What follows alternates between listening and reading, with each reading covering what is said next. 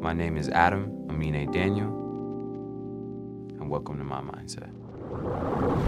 What's up, everybody? This is Eric Nam, and I want to talk to you about the Mindset app. Mindset is a platform that brings exclusive personal life stories to you, the listener, from your favorite artists. And they get really deep. I get really deep. We all get super deep talking about everything: love, life, values, beliefs, whatever it is that we go through life as humans, we talk about it on Mindset. There are hours and hours of honest conversations and revealing episodes. So be sure to check it out, because we do this with the hope that listeners and fans like you can better understand and connect with artists like myself and all the other people on the platform, and the many more that are to come.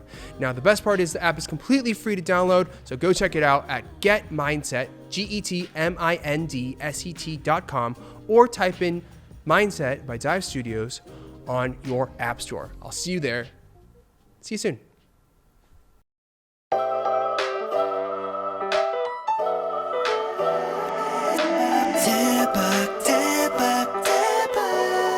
It's the Daebak Show. Ladies and gentlemen, welcome to the Daebak Show. Today, well, I should say who I am in case you don't know. I'm Eric Nam. I'm your host. No one doesn't know who you are. A lot of people don't know who I am. It's completely fine. My mom is such a big fan of you. Really? This is so funny. Yeah. Hi, Mom. Well, today we have an incredibly special, talented guest here joining us. You guys may know her for her incredible music and her really, really, I find, entertaining and fun music videos and a lot of the fascinating projects she's been on. Let's go ahead and introduce today's guest, Audrey Nuna. 안녕하세요. 안녕하세요. I didn't expect you to say 안녕하세요. You notice my voice changed? Yeah, it changed. So you were no, like, 안녕하세요. I've literally been thinking deeply about this, right? But I have this theory that when women speak Korean, not all women, but a lot of times, and girls, like their voices tend to go higher. And I think that's really interesting. I think it's the same for guys. I don't know if it goes higher or lower, but whenever I switch into a different language, the tone changes. And I think it's just like the way that languages are. 안 그래요? I don't know. 모르겠어요. I feel like I would like to retain my natural vocal tone. Yeah. But I think as a kid, as like a girl, I was taught to be like very, I don't know, a certain way in a Korean space, like kind of 얌전해 and very like polite. So I think that's why I kind of go into that higher space. Whereas in English, I'm just like, I speak like a man almost. Like my voice is pretty deep. And I don't try to change it or anything because I never felt like I had to. Yeah. But it's interesting. Just something It is interesting. I've thought about it a good bit as well. But anyways. Sorry. It's all good. What was it? What's it called when you derail? Rabbit hole. Yeah, we went down a rabbit hole. It's all. I feel like we're gonna have a lot of those today. I feel like even before we started, we just kind of riffed off. Yeah, we were like in some good material. Yeah, and then we're like, oh wait, we should save this for the pod. Yeah, and so for here the we pod. are. But well, welcome. Nice to meet you. My name is Audrey Nuna. I didn't do the intro, but hello. Hello. Hello. It was funny because as soon as I said Nuna, I felt like I had to go into Korean, which is why I went to 안녕하세요. But I'm so excited to meet you. I've heard so much about you, and you've just been coming up in all these different conversations that I've been having. Really? Yes. That's weird to hear. Why is that weird to hear? People say that to me, and I'm just like, really? I don't know. It's just never been. I've never been like taught. I don't know. I grew up really shy, not really loving so much attention. So it's just interesting. It's like weird, but cool. It's really awesome. Weird but cool. But we're here. I've been hearing about you. Oh gosh. From my mom. Like she's such a big fan. Seriously, I've like heard some things about you that I don't know are true. She's like, he speaks multiple languages. His English is great. His singing voice is amazing. Oh my gosh. He has 2 brothers. Like I knew all that before I came in here. Dang. Well, hi, Mom. Thank you. That's my target demographic now, I guess, moms. No, but I appreciate it. That's very flattering, and I'm excited to meet you. But let's talk about it. Like, I don't know anything about you really. Okay, cool. And so I wanted to get to know you. I wanted our listeners to get to know you, and just I guess we just start off with where and how you grew up, because as you were saying, you grew up kind of shy.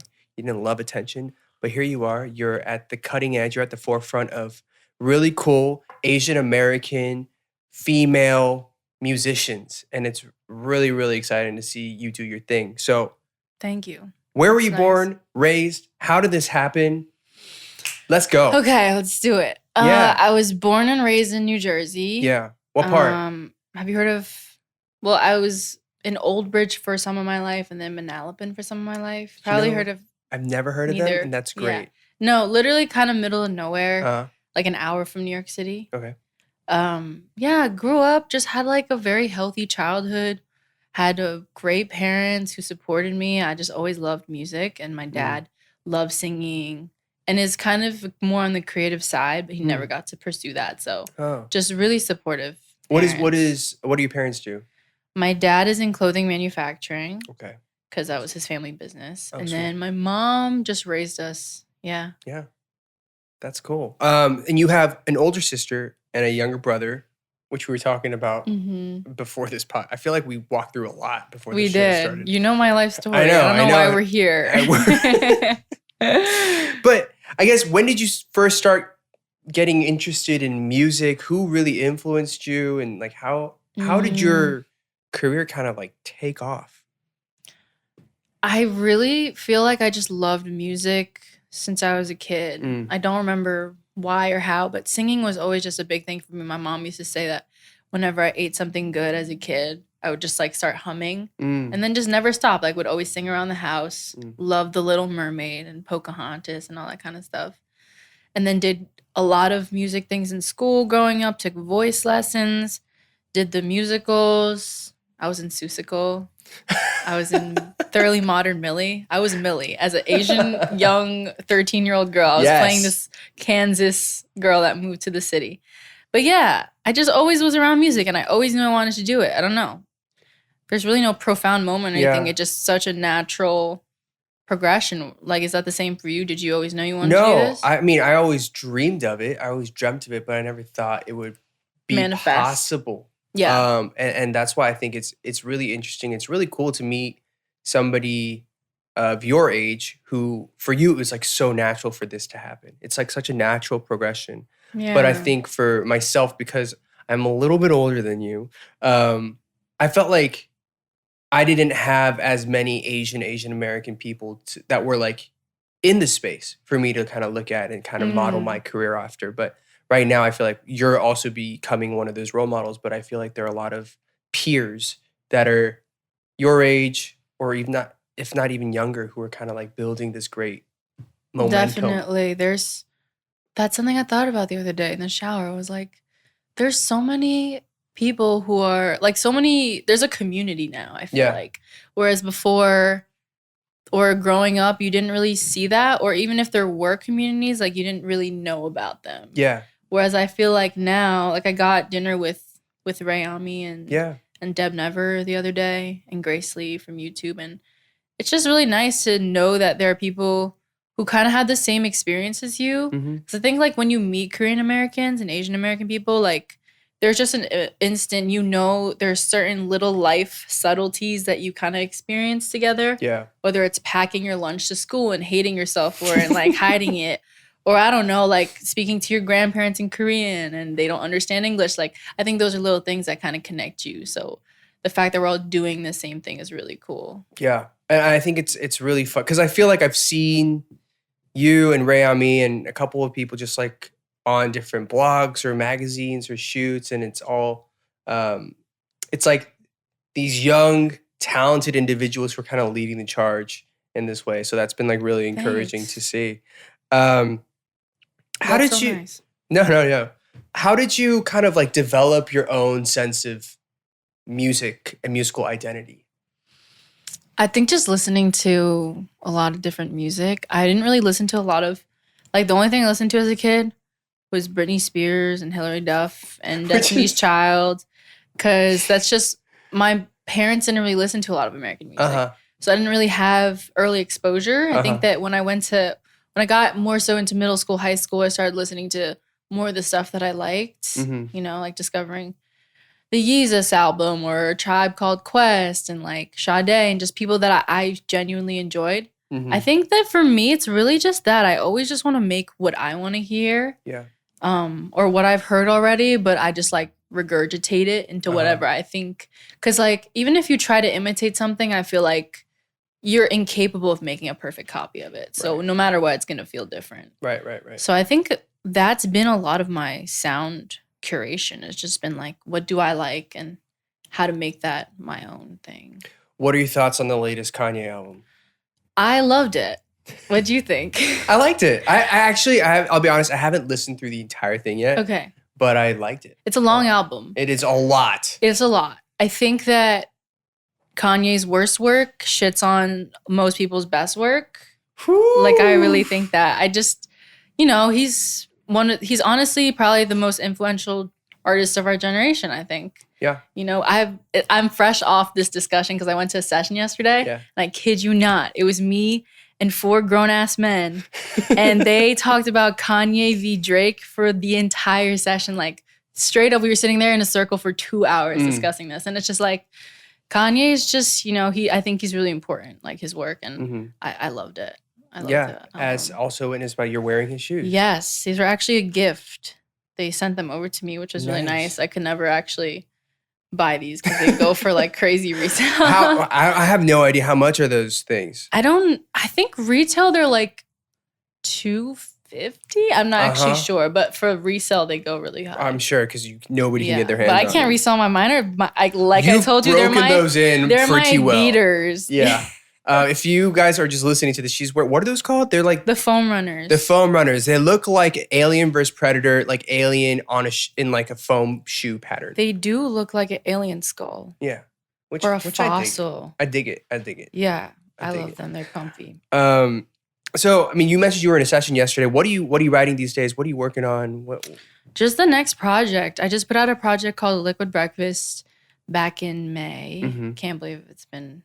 Time flies. It's September. It's wild. We're going to be... It's nasty. It's going to be 22 in about... I know. Like tomorrow. It's so crazy. But yeah, I've just been working on the next project. Just figuring out what I want to do next and what sounds I want to do next. Working with different people has been fun because the first project I did in a house with my friend. So, I mean, we still work together, of course, but just like kind of dabbling into different people's textures, like, oh, this person plays synths that way, or this person likes these types of chords, and kind of exploring that has been fun. Is there a particular direction in which you're leaning, either lyrically or stylistically, like anything that's caught your ear that you're like, I really want to try making that? Yeah. She's like not going to share it. That's fine. A lot of different shit. All right. Definitely. A lot of different stuff. I wanted to feel like, like if we're talking Pokemon, I wanted to feel like the next evolution of the last project. Right. But I do want to do something more conceptual where it's not just, because the first one was more of like a tape, I feel like, where it was a bunch of songs I just liked that I made over the past, year and a half or so. And this one, I really want to go in with like a concept and I like have ideas and what I want to do, but definitely more conceptual and like a storyline.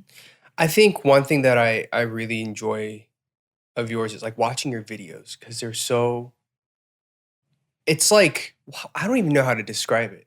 It's like visual candy because I feel like it's always something unexpected. It's witty, it's funny, it's sarcastic, but also cool. Thanks. When it comes to the creative and your shoots and all your concepts in that in a visual way, are you coming up with these things or do you have like a creative partner that you're working with? And so it's basically just me and my friends. Like I'm very involved in everything I do on the visual side. It's legitimately me, my friend Lolo, and my friend Kufu, the 3 of us, just on Zoom, like throughout quarantine, just on Zoom being like, yo, what if this, what if that? Or we met up for coffee and I was just like, I just want to walk on water in a video. Like, let's just do that. That'll be the opening shot. And it's very DIY. It's very, just the 3 of us, really. It's not anything crazy. Just friends sharing cool ideas, which I am really proud of because I think a lot of times you work with people that you don't really fuck with, but you just work with them because, you want to get shit done. Yeah. But I'm just really blessed that I've been able to work with my friends. And yeah, it's literally us on the production calls, on the creative direction calls. Like doing everything. Yeah, talking to the set designer till like 11 p.m. about the specific drawer shape that we want in the room. Like, yeah, all that stuff. That's fun. We kind of skipped over this, but you spent time at NYU. I did. For like, how long were you at NYU? I was there for 1 year, one academic year. And you're like, peace. And then I pieced. It was great. It's just expensive. Yeah. You know what I mean? And I was like, I could either be in school and write essays, although I love writing essays. I kind of miss writing essays, weirdly. But did you like school? I mean, can I guess? I feel like you were good in school, but you didn't really with school. I was good at school. If I could do it again, I would probably just party more. Where'd you go? I went to Boston College. Okay, sick. That's a great school. Yeah, it was fun. Like I know I spent like a lot of time just like putting essays together, but I want to read one of your essays. You do not want to read one of my essays. I feel like they'd be really good. No, I don't know why. You just have like a very a clear, poised voice. I really wish I did. I feel like if I wrote one now, I probably could do a lot better of a job. But like when I was 21, 22, writing an essay, I don't know what the hell I'm doing. So you moved from Atlanta to Boston. Yeah. That's different, right? Atlanta to Boston. Yeah, and then Boston to India to Korea. India? I spent like 2-3 months in India. What? Yeah. Doing what? I graduated and I was supposed to move to New York, but I took a year off to go to India. Okay. To do social enterprise, social fellowship. Okay. What is that? Like just kind of citizenship stuff? So we were working on like social business, helping them like grow stuff. Cool. So like social work related things. Whoa. Technically. But then that's when I got picked up to go to Korea to do. How did they find you in India? YouTube. Oh, I thought they like showed up to India with like binoculars. Like, where is he? We found the one Korean kid in India. That's crazy. I love Indian food. Do you like Indian food? I love Indian food. So good. What's your go-to Indian food dish? I really like shrimp biryani. Am I saying it right? Yeah. And then butter chicken, but that, that's like, who doesn't love butter chicken? If you don't like butter chicken, then you're a bad we don't person. Trust you. Yeah. We don't trust you. But biryani is I think it's good. I mean, samosas, I know that's also a very cop-out answer. Yeah. No, but it's popular for a reason. Because it's good. It's really good. So you leave NYU. Yes. And then you're just like, I'm just make music on my own, and then it just kind of So I was making music since high school. So my producer, who I work with now, Anwar, he DM'd me when I was in high school when I was 17, and was just like, I love your voice, love the stuff you have on your Instagram, let's work. So I was kind of scared because it's like a full grown man in my DMs trying to get me to come to his house. And you're like, what, 16? I was like 17. 16, 17? So I brought my mom with me. We were scared, but we made it. And we wrote a song the first time we met, just kept writing songs throughout high school. Well, throughout my senior year of high school. Then throughout, when I was going to NYU, I would take the train after doing all my, and go up to his house, record, come back. Just grinded it out for a year during school and then decided, I want to fully do that instead. So I did that. I took a gap year, moved to a tiny little apartment in Fort Lee and just did the same thing and released songs independently until we eventually signed a deal at some That's point. dope. And your parents, are they loving it? They're supportive and everything? My parents are really supportive. My mom has always been supportive. My dad is kind of like you should get a degree because no one's going to respect you type. But, I mean, of course, when he sees the paperwork, he's like, oh, never mind. You're good. Just forget school. Do your it's thing. fine. You're good. You're fine. Yeah, so he's cool now. Awesome. One really exciting thing that you have been a part of is the Shang-Chi soundtrack. Congratulations. Thank you so much. Super cool. What was that song and songwriting process like for you? Well, I wrote it before I knew it was going to be for the movie. So I was talking to Sean, who's the head of 88 Rising, and he was telling me, we're doing the Marvel movie, and this was very under the wraps. And he was like, send anything you want to send me. So I was just sending him a bunch of ideas, and that was just one of the things that I kind of had done in LA with the stereotypes. Yeah. Have you heard of them? Yeah, they're really cool. So that was really just a fun song to make. I didn't think it was for my project because it just was a little more on the dark side, and I just wasn't sure if I wanted to go in that direction. But I was like, this is perfect for for an action movie. Superhero movie, yeah. Yeah. So I just sent it and they were like, oh, we love this. And then Nikki added her stuff on it. And I did not expect her to take it there at all. And it was super cool to kind of work with her remotely. And then, they were like, send over the paperwork. I'm like, yeah, it's going to be in the movie. I was like, sick. Isn't that crazy? Really simple, you have a song with a Marvel superhero. Pretty wild. And it just feels special because of historically, like, what it means. Yeah. And it was actually a great movie. Did you like the movie? Did you see the movie? Yeah, I just watched it like 2 nights ago. Okay, sick. I need to watch it again. I loved it. Yeah, I need to see it all again. The martial arts sequencing was so beautiful. And it felt like it took from traditional, like Jet Li, but it wasn't too much. Like, it wasn't corny or felt like trite. It was great. That opening, that first scene with, like, the mom and dad.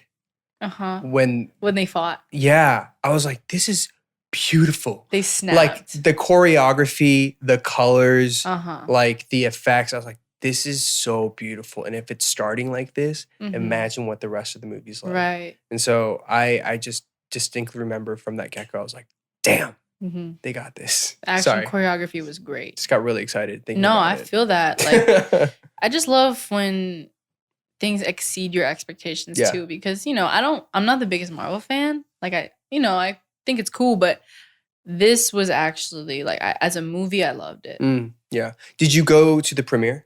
I did. How was the premiere? What was it? It was cool. My first time going to like a red carpet event. It was mad awkward. It's just like walked up and then there's a bunch of random people like calling your name. First of all, how do you know my name? That was so weird. I had no idea. Like, I think there was a nameplate or something, and they kind of like say Audrey. Da, da, da. It was just weird. I was like, "What's happening?" And then I just watched the movie and got free popcorn. It was great. They give you tubs of free popcorn. Did you meet anyone? Or did you run into anybody that you wanted to meet? I ran into Nikki there, a bunch of 88 Rising people that I work with, and then actually Sway Lee was there, and my manager's friends with him, so got to meet him. He's really sweet. Sweet. Yeah, it was fun. Awesome. Well, hopefully we get to hear more incredible things coming from you in the near future. Thank you. What's that? If I join the Dive Studios community text, I get to send questions and suggestions to the Dive team and get updates on new announcements.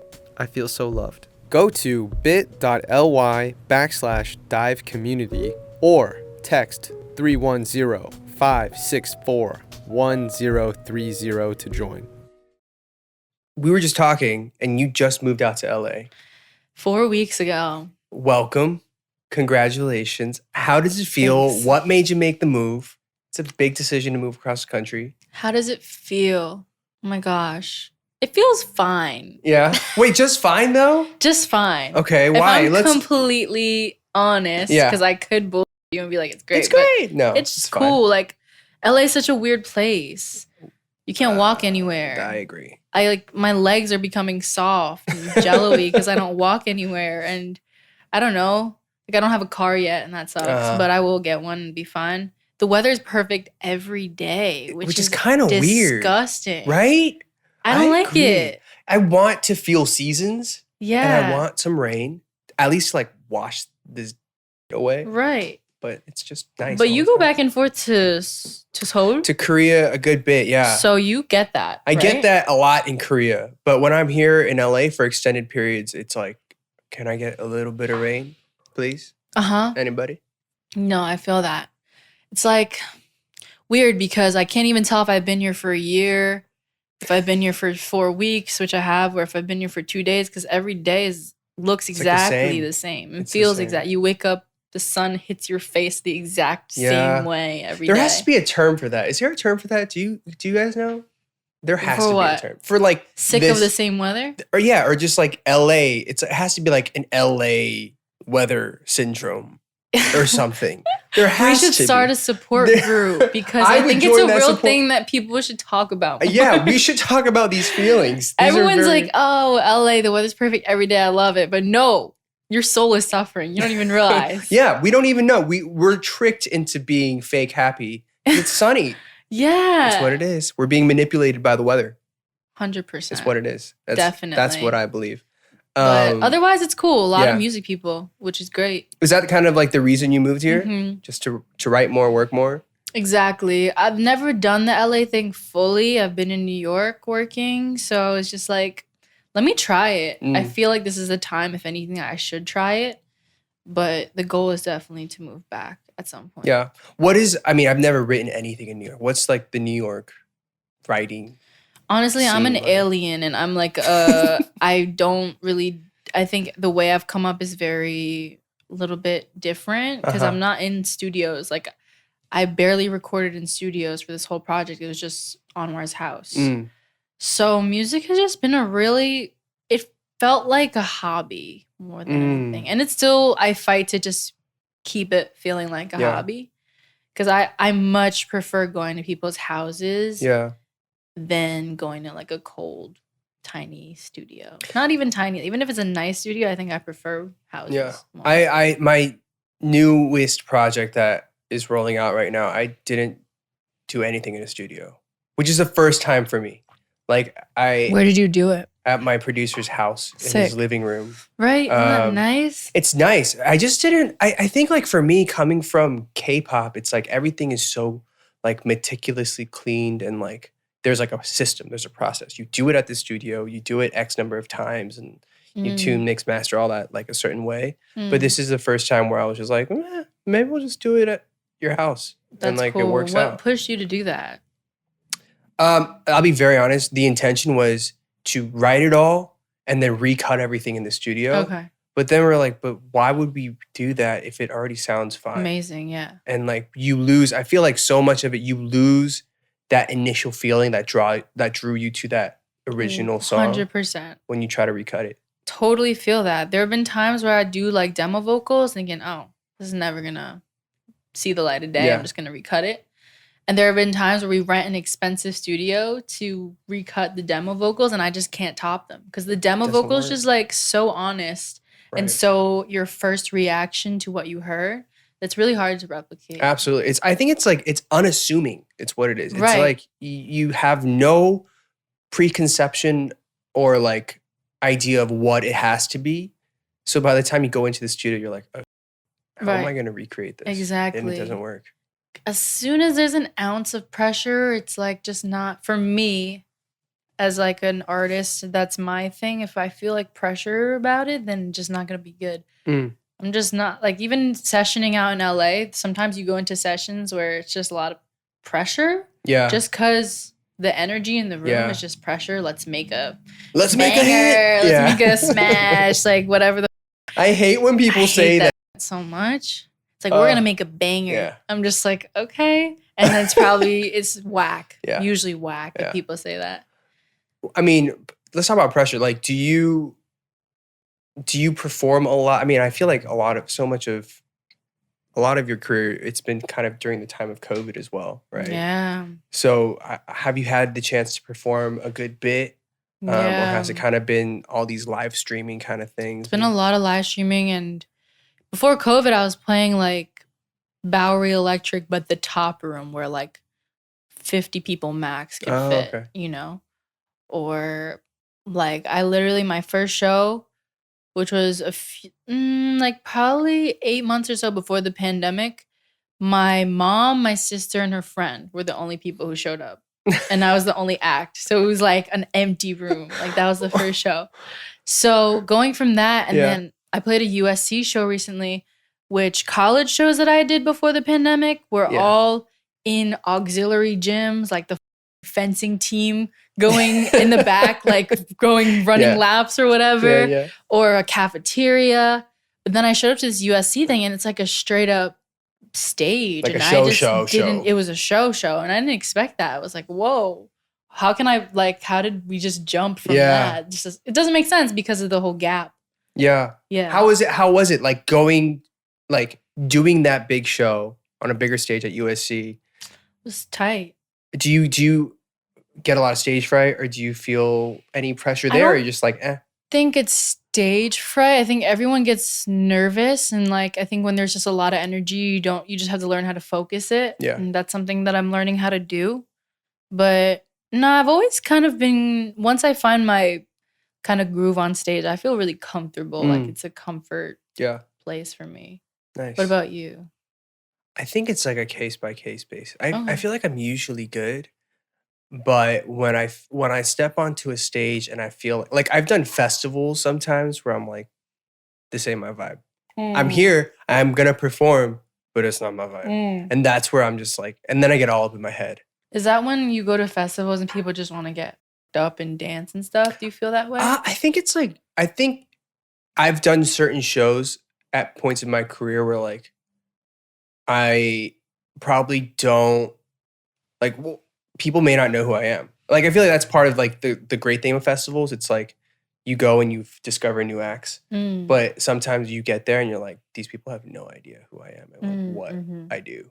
Right. And then you feel, then I get in my head of like, okay, are they even gonna enjoy this? So you want to perform, you want to overperform, and then I overthink things. And that's where things get a little tricky and dicey. But no, that's definitely a real thing. Like it's really different to perform to, I'm sure, when you headline your shows versus going to a festival or going to even a college.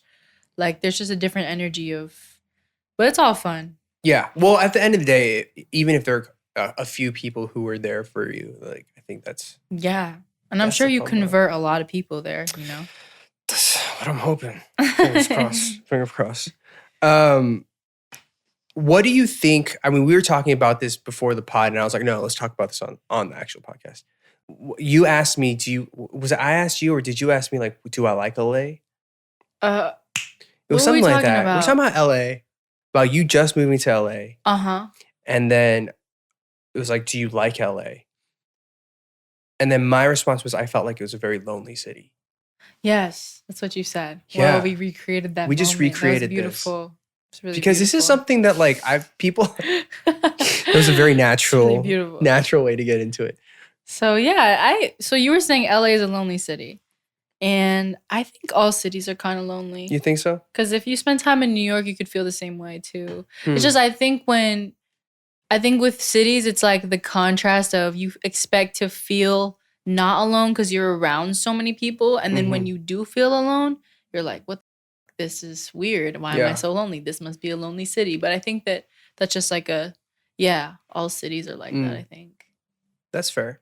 That's fair. I feel like LA is like, you can't walk anywhere. So your natural, like direct, like the ability to just run into random people or like friends or whatever. It's like such a planned thing. And then for me, I think that what I found is I just moved here, but I'm also like in my 30s and I don't have friends. Like, I don't have you just moved here? Yeah. Like it's been a few months and I'm like, I don't have Wait, but I thought you've been back and forth. Well, I've been back and forth, but I've never lived here. Like I've always fully lived here. I've never had. You've always been working hard. I've always been like, I'm gonna be here for like 2 weeks at an Airbnb, writing an album, and then I'm out. That kind of thing. And so it's always been like a quick pit stop, kind of place. Right. And so now that I'm like living here, I'm like, how do you meet people? And COVID doesn't help, obviously. Of course not. And so I think I was just like, oh man, this place is kind of like interesting in that sense. It is interesting because LA also, another thing with it, totally agree with you. Everything's super planned. And also, like, I feel like people all come to LA to become someone or make something out of themselves. Like to fulfill their dreams or whatever. So that's a very tangible collective energy that you just feel everywhere. People are there for themselves because they want to get ahead. And everything that they do, everyone that they meet, they want that to kind of advance them in some type of way. And I think that little, even if it's small and subtle, and I'm not saying, these aren't even bad people. These are just normal people like myself, whoever. Maybe that energy could just be something you feel. But honestly, you don't need that many friends anyway, I feel like. Yeah, I just need like 2 more. That's all. I'm just looking for 2 more friends. Yeah. Are y'all there? Okay. All right, cool. We're going to be friends. He's taking applications. Taking applications. Through the portal, turnitin.com. I'll submit my application as well. Thank you. Mm-hmm. I will look at it with sincere within consideration. 4 to 5 business days. Yeah, with 4. If you don't hear from me, it's because we're overloaded. Okay, got it. Sorry. It's all good. I get it. So we have like a bunch of questions from fans. Really? For you. Cool. Yeah. And one thing that I think a lot of people are asking, so we're just going to get out of the way and ask you, is so I don't know if you're aware of this, but Blackpink's Rosé has listed you as one of her favorite artists. A, are you aware of this?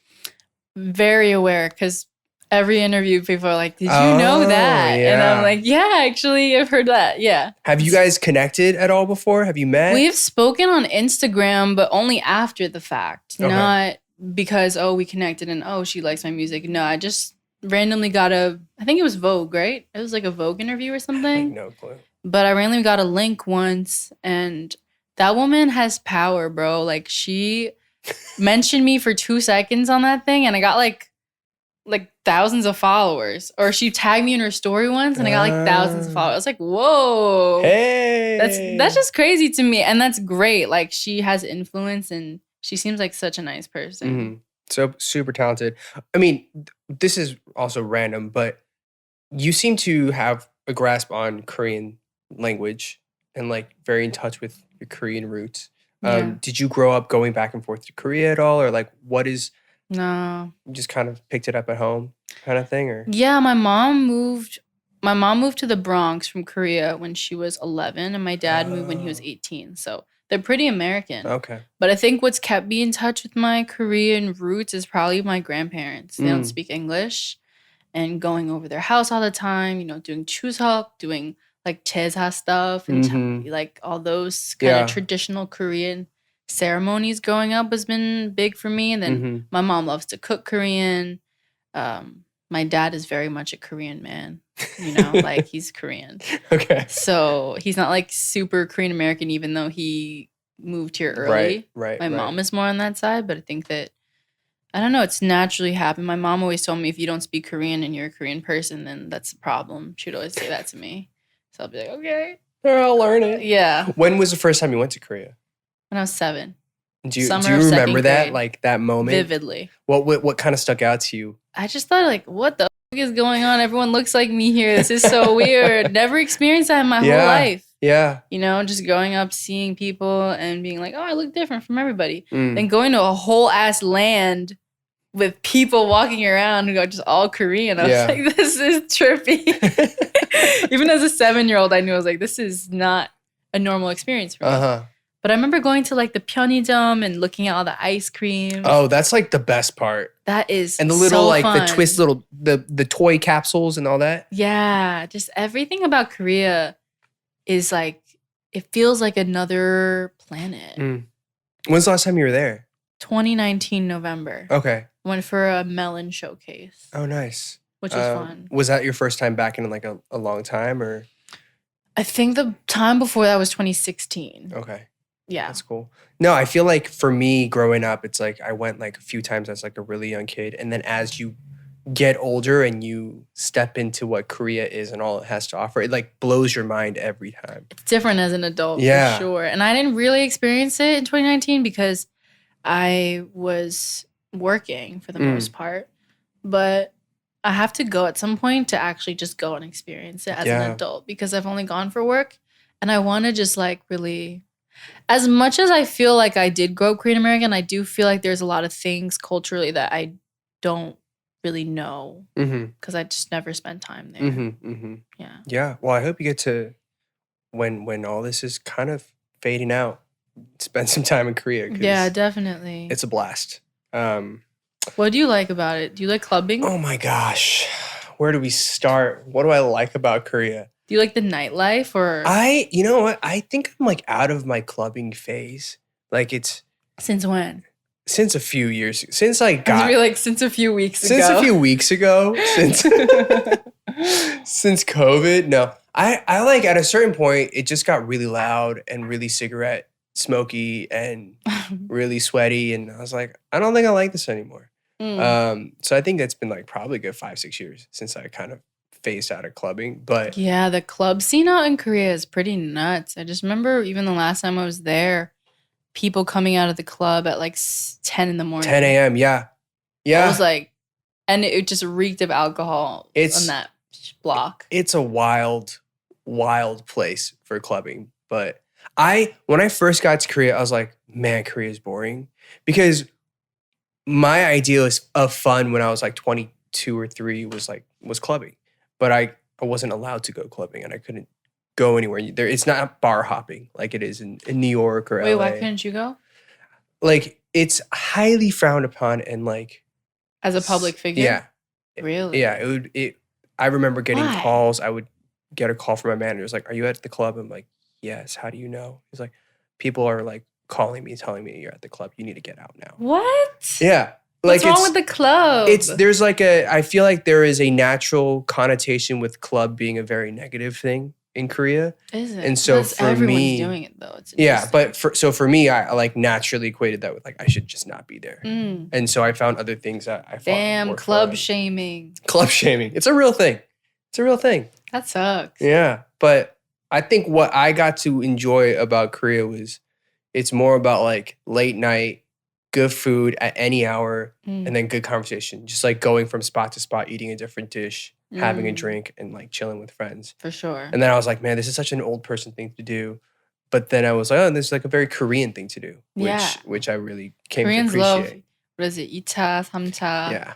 Yeah, 4차, 5차, 4차, 5차. all these different rounds, a different food for every round, a different drink, and then you wake up with a headache, and that's where. I think I grew up in a little microcosm of that because my dad loves to party. Oh, really? Not like party, but I want to do meet that. your dad.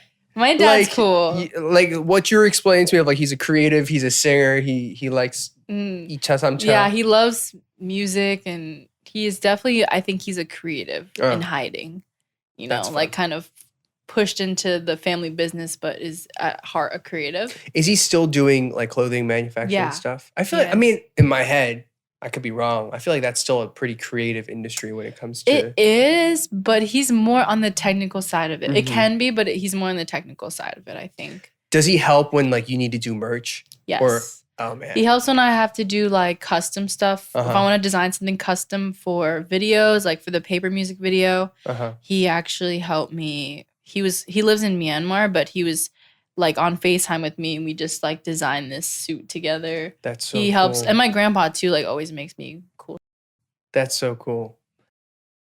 What's up, everybody? This week's episode of the Daebak Show is brought to you by our sponsor, BetterHelp. Now, you guys have heard me talk about BetterHelp so many times, but it's because I think having somebody to talk to about whatever it is you're going through in life is incredibly important.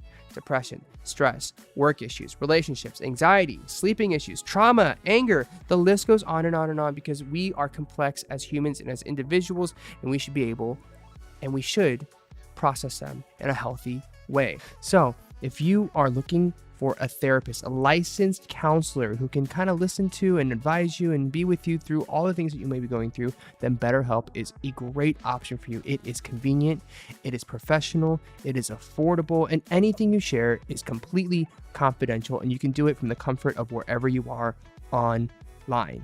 Now, I want you to start living a happier life today, and as a listener, you're going to get 10% off your first month by visiting our sponsor at betterhelp.com/Kpop. Join over 1 million people who have taken charge of their mental health. Again, that's BetterHelp, HELP.com/Kpop. Now back to our show.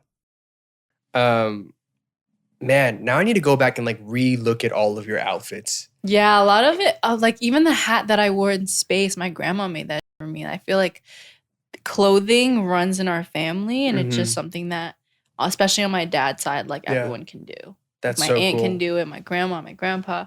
Yeah. Well, if you ever need insurance, my parents can do insurance.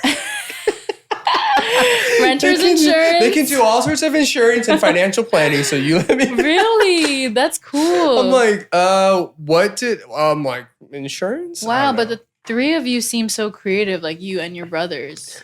So that's probably something you got from them. Probably, I imagine. I think my dad was always more creative. My mom was very technical and like math and science. And my dad is a lot more drawing and like whatever. Dads are secretly creative. They are. It's probably like them growing up when they grew up where it's like, oh, guys aren't supposed to be creative or something like that. I don't know. 100%. But okay, so we have some fan questions for you, and we're gonna go through a couple of them. Okay. Here we go. We're gonna start with a very controversial one. This is from Dude Donut Leaf. Okay, I want to know if she considers a hot dog to be a sandwich. Yeah. Oof. Okay, this is tough because I sat in a debate about this in sophomore year of high school, and it was really rocked my core identity. What did you walk away with? A hot dog is not a sandwich. Ooh. It's a hot dog because the definition of a sandwich is a piece of meat between two loaves of bread. Yes. But a hot dog bun, there is an interconnection between both sides of the bun, which therefore makes it just one piece of uniquely shaped bread. So it's just not a sandwich. You know what? I can get behind that response, and I think it's a very well thought out explanation. I can support it. I just remember sitting there and really thinking about it and making that decision. Okay, wait. So then is a bao like a pork belly bao? Bao is not a sandwich either. It's just a bao. Yeah, because there's only one, right? All right. There has to be 2 slices. I feel like I'm learning today. Me too. Really learning things right now. I know who I am now. This is from 77AEILER. I first got to know Audrey Nuna through her collab she did with K-R&B artist Hey. So I would love to hear a little live version of her part in the song Lil Time. I don't know if do you know this? Do you even remember this song? Of course, wait. I do know it. Because you have so many songs that you've been on and been a part of. Yeah. I wouldn't blame you if you... I love that collaboration. That was fun. I don't know if I remember it. Let me try. They actually want me to sing it? Like if you can, or hum it, or anything. Champagne on the rooftop lately. Pour out like the glass you gave me. We pretend on the 983 in the dark. We fall apart. It's just an art. Like, I ain't even check my watch. Wanna take my night shift off. I was go by like once. Wanna take my options. Baby, keep your mouth shut. She got egoísta. Baby, keep your mouth shut. I know it's the last one. Ooh. Thank you. That was for you, 77AEILER. Wow, what a memory.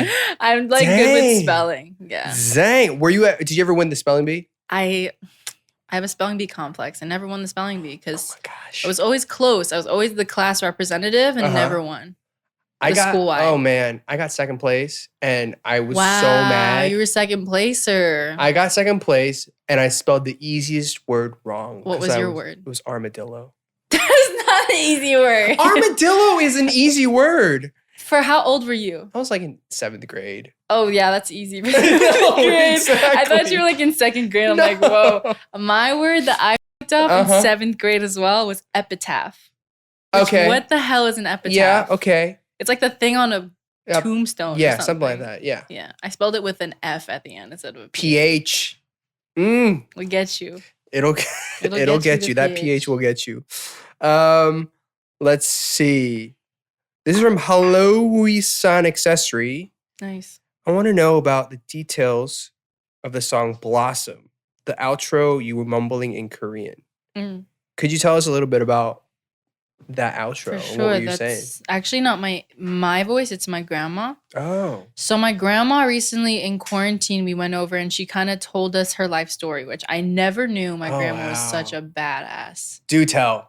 Like, she survived a war. I didn't know this. Like, she fled a war by foot with her family, got lost along the way, lost her family for a few months, went to a random village with this random man who ended up not being crazy and, like, housed her. And her dad eventually found her. And she just wanted to go to school, didn't get to go to school, tried to go to Hagwon while pregnant. Like, all this stuff I never knew about my grandma. Oh, my gosh. And still, she's like such a bright person. So kind of like growing up and learning more about your grandma, I was like, I really want to put her story in the song. So that part was when she was telling us about how she fell asleep on the way fleeing the war because she thought that someone would wake her up, but no one woke her up.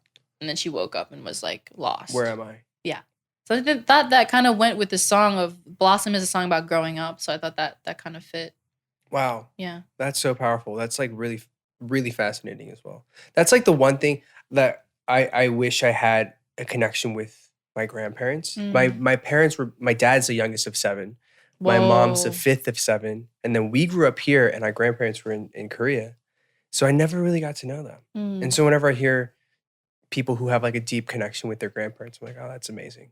That's I think it's something that kind of developed over time because I never felt like the need to really know more about their story till as of recent. I think, especially even with the Asian American Heritage Month, like that kind of thing has really pushed me to ask questions like that, you know, because if you don't ask, they're not going to tell. That's true.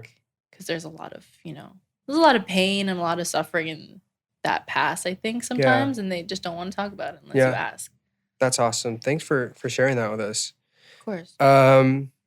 Let's see. One last song from a fan. It's Mi Cariaga. Okay. Because you are a songwriter yourself, what is a song that you wish you wrote? A lot of them. All my favorite songs. But I think one particular that is genius to me is Free by Denise Williams. I do not know this song. It's like a song from the 70s. It was produced by the dude from Earth, Wind, and Fire. And it's just my favorite song, like, of all time, basically. Of all time? Yeah. How did you remember how you came across it? Or, like, when you started listening to it?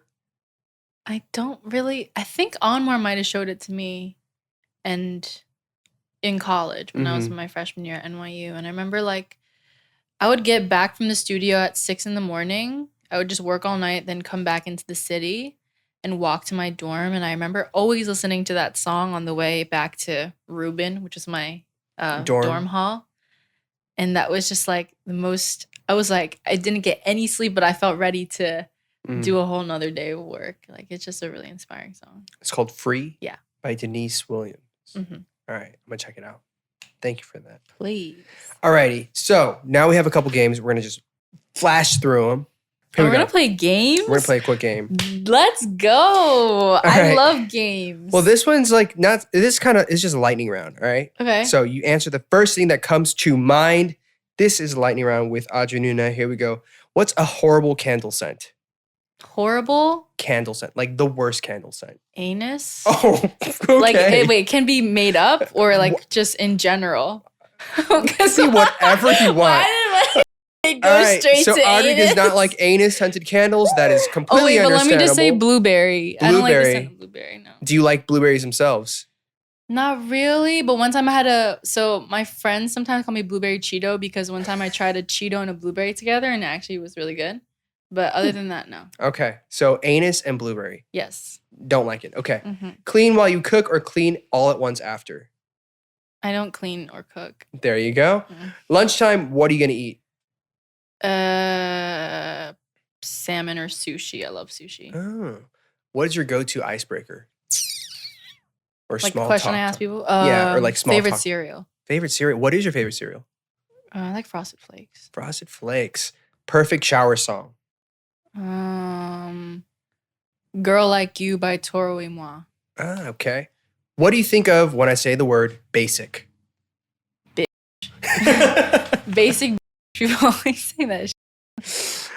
What's a must-have on your grocery list? Again, I don't really cook, but probably like Flaming Hot Cheetos. Hey, okay. Yeah. Tell us one secret. One secret. I used to eat dust as a kid because I didn't want to go to school and I thought it would make me sick. What? But really, that goes straight to your appendix, and I didn't know. That is the craziest thing I've ever heard. Don't tell anyone. You would just pick up like dust balls and just I would like it's so nasty. I would like go to windowsills and be like, I don't want to go to school tomorrow. Like, I pray this makes me sick as I hated school. Wow, thank you for that. I don't think I've ever said that on air. I don't think like on anything. So well, you should feel we're honored. and I don't think I've ever heard that from anybody. Oh wow. Bungee jumping or skydiving? Skydiving. All right. Where would you go? What would you do if you were invisible? Take the first flight to Tokyo. I've been dying to go to Tokyo. Never been? Never been. All right. Hope you can go. Best advice you've ever received?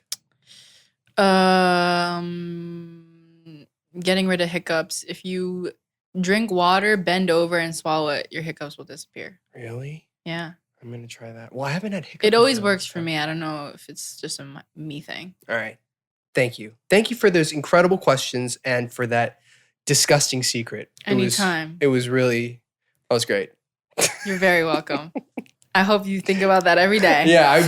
Next time I look at my window, I'm going to be like, Audrey. I was like 5 or 4 or 6. I hated school, man. Fair. What is up, good people? Hope you're doing well. This is Brian Nam. You should hop on over to our Patreon and become a diver to receive exclusive benefits like early and ad-free access to audio episodes, monthly live streams with the founders of Dive Studios, including myself, and so much more. These episodes are made possible only by you, our divers. So thank you for keeping us going. We really appreciate it. It really does make a difference. You can join us at patreon.com/Dive Studios. Thanks.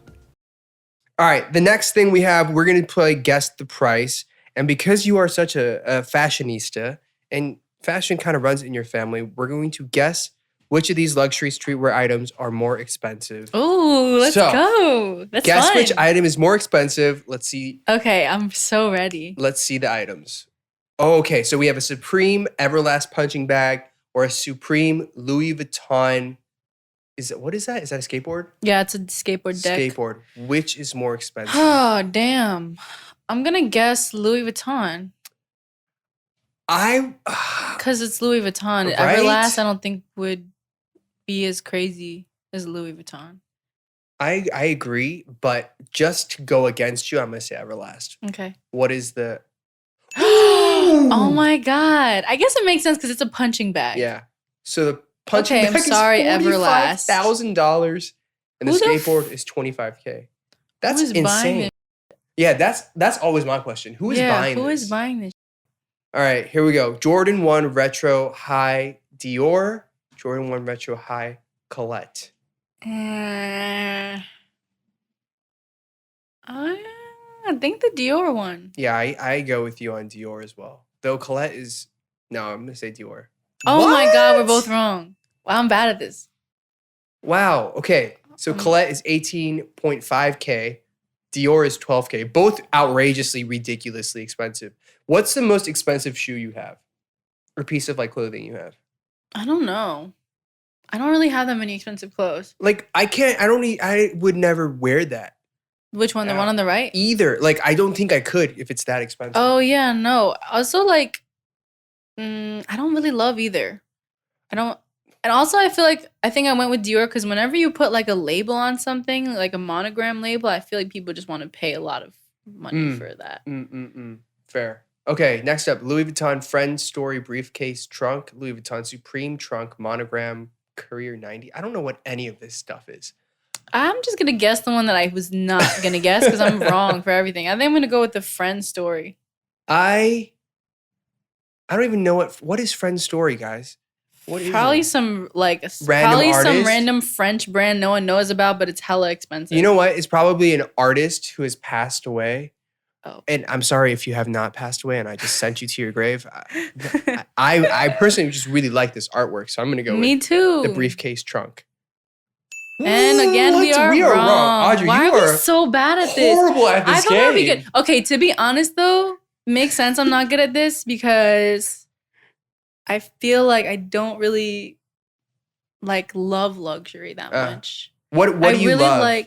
I love when it looks cool. I like random stuff on eBay, rings on eBay. I like, I don't know, like thrifting and that kind of thing. So I don't really spend a lot of time in the luxury space. Yeah. But there's certain brands I love that are luxury, but also really fire and innovative, I think. What are like one or two of them? Like I really love Misbehave and like I love Ambush. Yeah. Yeah. Like I can't afford but want to at some point. At some point, yeah. Fair. The Louis Vuitton trunk is $225,000 and the briefcase trunk is $40,000. Again, $225,000. That's a house. Oh man, Hermes. I don't Okay, know Hermes. anything. Hermes Birkin Himalayan Crocodile Matte 25. Hermes Birkin Crocodile 35 Orange Poppy. Bro, I'm gonna just say orange because it has a higher number, 35. I think I'm gonna go with the uglier one because ugly tends to be expensive. All right, let's see it. Oh my yes. God. I told you the higher 35. Oh yeah. The orange is right. 45K and the I white didn't is really- 37K. Didn't really think about that. All right, so I've gotten 3. Audrey, you got none. I've gone 0. It just goes to show. Zang. Zang? You said? Zang. Zang, Audrey. Zang. Oh, I'm man. gonna steal that one. Zang. Okay. I got 0. You got 0. It's okay. I feel like a loser. you don't feel like a loser. It's life. Yeah. Sometimes That's you true. win, sometimes you lose. lose, and that's the way it is. You lose sometimes. All right, so Facts. that's like pretty much all we have for today's show. I feel like we just talked for about, I love it. I don't know how long we did. That was this such for. a great conversation. Well, thank you. I enjoyed that conversation. Thank I feel you. like we just talk about random things. Is there anything you wanted to talk about that you didn't get to talk about, or anything you want to talk about in general? No, not really. But I am curious how you went from India. Like, how was the lifestyle shift from India to Korea? How was India, actually? Is really my question. I really enjoy being in India. I love the culture. I love the food. I loved everything about it. I think what the hardest part for me was the program that I was in was not the best fit for me. But I would love to go back to India and like re-experience it in a different way and like perform there and do music Right. there. But I appreciated it absolutely for what it was. It Right. was a great time. It's beautiful. I'm sure it is. I've never been. Um, And also, like, did people just email you? Like, from your YouTube? Did someone Yeah, DM I you got- like, hey, this is whatever entertainment we want to Pretty bring you much. out? Wow, that must have been crazy I for thought it was a you. scam. So Right, they were like, right. send us your passport. And I was like, no, someone's stealing my identity. Uh-huh, Definitely. uh-huh. So I literally gave them like the smallest detail they needed to book a flight. Uh-huh. And I was like, if they send me a flight, then it must be real. But they sent me a flight. Wow. And so that's how I started. Damn, what company was it? It was a TV show. It was like NBC, this TV station. Oh, sick. So that's how I got started. That's awesome.